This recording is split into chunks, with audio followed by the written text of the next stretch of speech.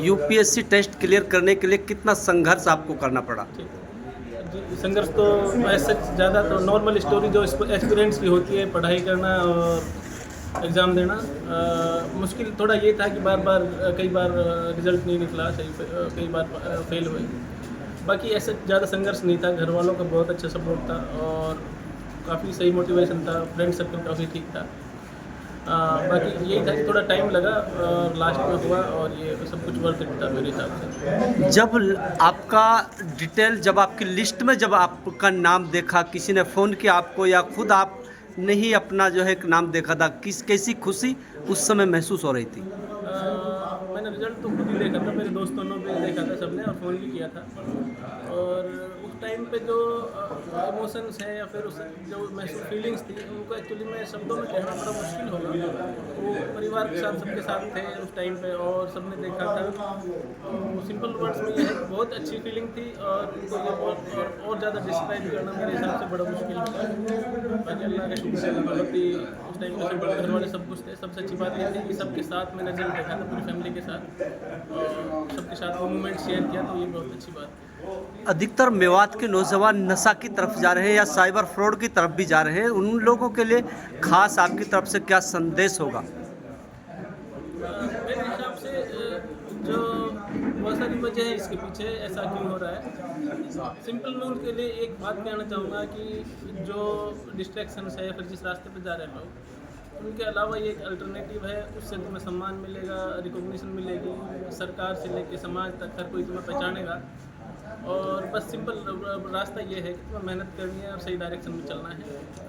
और जो भी आप कर रहे हो या फिर जो भी डिस्ट्रैक्शंस हैं उसके आपके नेगेटिव जो कॉन्सिक्वेंसेस हैं आपको भी पता है और सब लोग समझदार हैं इस बारे में। मेरे हिसाब से मैं यही कहूँगा कि आप सही दिशा में चलो और मेहनत करो। और हम अलग से नहीं हैं, हम भी आप जैसी परिस्थितियों में से ही निकल के पढ़ाई करके ये एग्ज़ाम निकाला है। अगर हम कर सकते हैं तो आप भी जरूर कर सकते हैं। जगह जगह पर आपको पगड़ी बांधकर सम्मान किया जा रहा है, तो कैसी प्राउडिंग, आप किस तरीके की फीलिंग आप महसूस कर रहे हैं? जगह जगह पर सम्मान हो रहा है पूरे इलाके के अंदर चारों तरफ। जी, ये बात, ये जो मान सम्मान है ये दर्शाता है कि इस पहली बात तो ये है कि कामयाबी की जो लोगों में रिकॉग्निशन है और जो लोगों में उसके लिए अप्रिसिएशन है, ये पहली बात तो इस बात को दर्शाता है, सम्मान है। दूसरी बात मैं ये कहना चाहूँगा कि जो लोगों में प्यार है कि जो ये एक तरीके से ये दिखाता है कि जो एक हताशा है लोगों में कि मुश्किल एग्ज़ाम है और हमारे लिए ये मुश्किल है क्योंकि हमारी परिस्थितियाँ ऐसी मुश्किल हैं।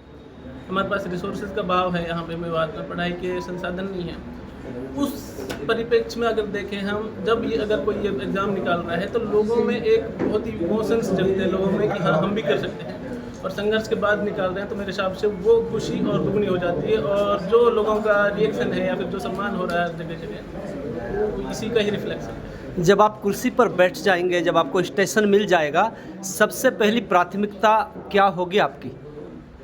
जी, ये तो बड़ा मुश्किल सवाल है, इस बारे में अभी कहना कुछ भी मुश्किल होगा।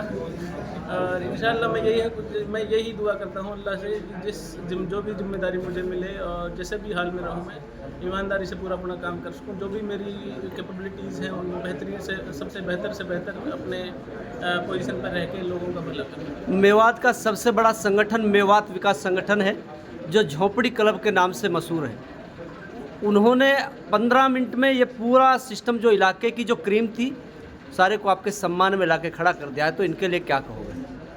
जी, मेरे बड़े भाई साहब से इनका मतलब इस ग्रुप से और इनका बहुत ज़्यादा मेल जोल है, इनसे मुलाकात है।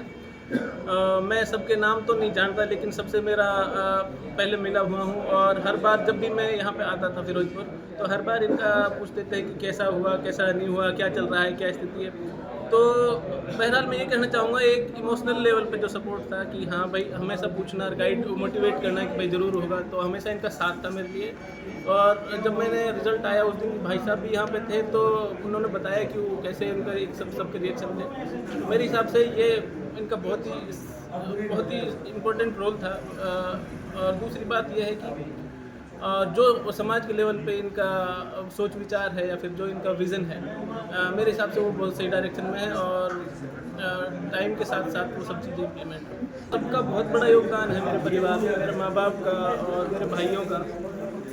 तो ये बोलना कि पर्टिकुलरली एक इंसान को वो तो मुश्किल होगा, कोई सेंस नहीं बनता इस बात को एक पर्टिकुलर इंसान को, पर मेरे माँ बाप मेरे बहन भाइयों का बहुत ही योगदान रहा है। हर जैसे भी रिजल्ट आता था, हर बार जैसे भी मुश्किलात थे, वो हमेशा मेरे साथ थे और उन्होंने मोटिवेट किया कि अगर संघर्ष है तो हम साथ में हैं तुम्हारे। इससे चीज़ें बहुत आसान हो।